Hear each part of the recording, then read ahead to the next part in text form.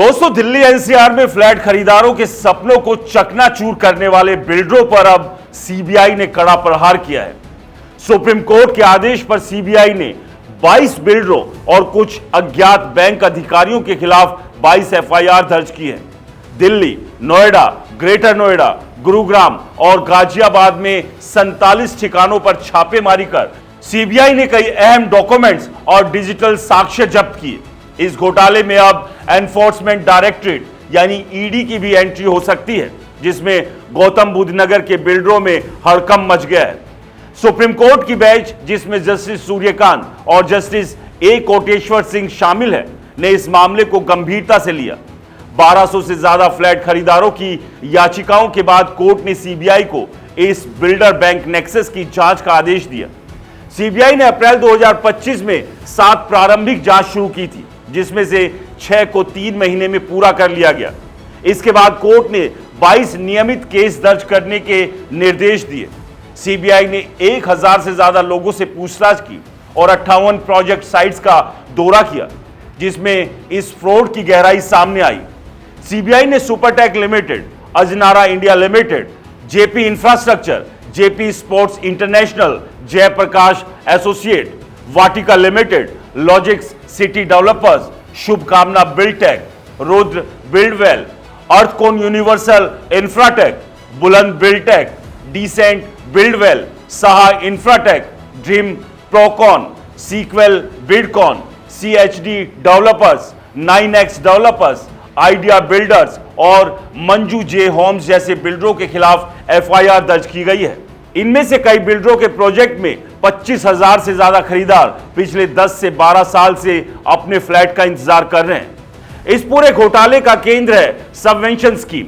इस स्कीम में बैंकों ने होम लोन की राशि सीधे बिल्डरों के खातों में डाली और बिल्डरों को फ्लैट सौंपने तक ईएमआई चुकाने की जिम्मेदारी थी। लेकिन कई बिल्डरों ने ईएमआई चुकाना बंद कर दिया और प्रोजेक्ट्स भी अधूरे छोड़ दिए। इसके बाद बैंकों ने त्रिपक्षीय एग्रीमेंट के तहत खरीदारों से ईएमआई की मांग शुरू कर दी, भले ही उन्हें फ्लैट मिले या ना मिले।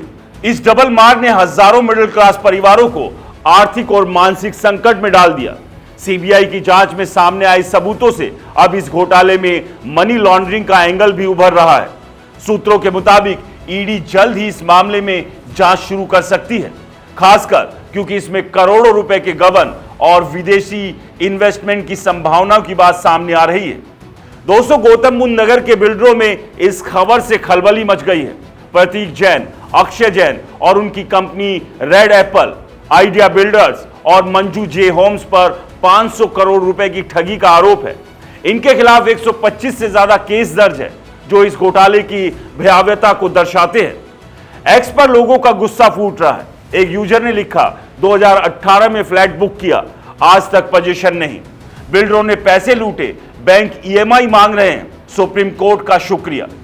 एक दूसरे यूजर ने सवाल उठाया, रेरा ने क्या किया? सरकार को अब सख्त कानून लाने चाहिए।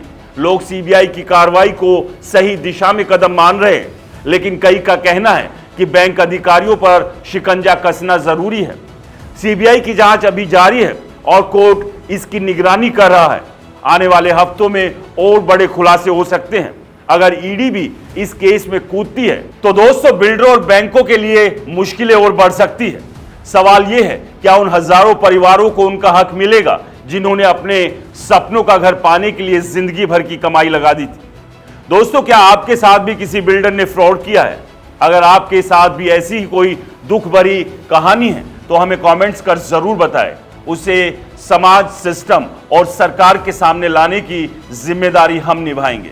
और आपसे रिक्वेस्ट है, अगर आपने हमारे चैनल को सब्सक्राइब नहीं किया है तो चैनल को सब्सक्राइब करना ना भूलें। नमस्कार।